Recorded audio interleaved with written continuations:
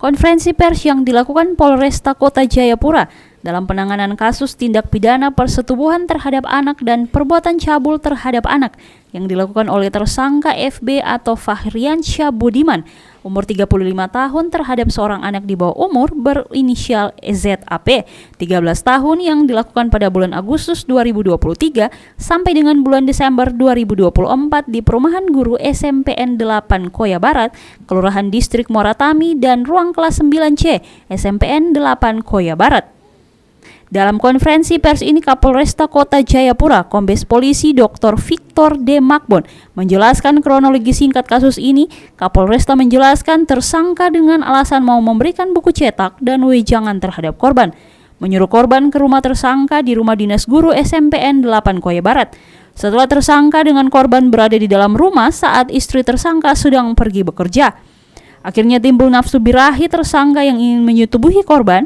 Selanjutnya tersangka masuk ke dalam kamar dan menutup pintu kamar. Sedangkan kedua anak tersangka berada di ruang tamu sedang bermain handphone. Lanjut Kapolresta Kota Jayapura, saat di dalam kamar tersangka menyuruh korban untuk membuka baju dan celana. Tetapi ditolak oleh korban sehingga tersangka pun kemudian mengancam korban akan mengeluarkan korban dari sekolah sehingga korban takut dan mengikuti perintah tersangka. Perkembangan kasus tindak pidana persetubuhan terhadap anak dan perbuatan cabul terhadap anak yang terjadi atau dilaporkan pada tanggal 13 Januari 2025. Jadi perkembangan kasus tersebut yang mungkin sering dimonitor oleh rekan-rekan media, yang mana tersangka atas inisial FB atau Fahriansyah Budiman, umur 35 tahun, pekerjaan guru di salah satu sekolah yang ada di daerah Koya, dengan korban inisial ZAP. Setelah dari hasil pemeriksaan, sekarang ini proses sudah tahap 1, kita bisa mengembangkan kasus tersebut, bahwa pada Agustus dari 2023 sampai dengan Desember 2024,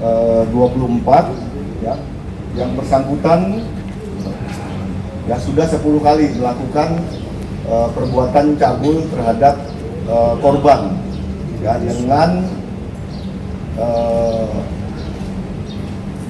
ancaman yang disampaikan oleh pelaku tersebut, akan apabila sampai terbongkar atau dia melaporkan akan dikeluarkan dari sekolah. Ini bentuk ancaman secara psikis, memang secara fisik hanya dilakukan melalui perbuatan cabul oleh oknum guru tersebut.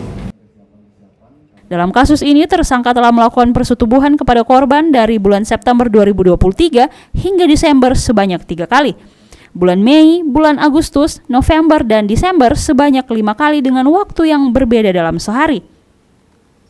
Tersangka dikenakan pasal 76D junto pasal 81 ayat 3 Undang-Undang Nomor 35 Tahun 2014 tentang perubahan atas Undang-Undang Nomor 23 Tahun 2002 tentang perlindungan anak, junto Undang-Undang Nomor 1 Tahun 2016 tentang perubahan kedua atas Undang-Undang Nomor 23 Tahun 2002 dengan ancaman hukuman penjara paling lama 15 tahun dan denda paling banyak 5 miliar rupiah ditambah sepertiga dari ancaman pidana. Dari Jayapura, Papua, Sanggra Morikorowa, Jaya TV mengabarkan.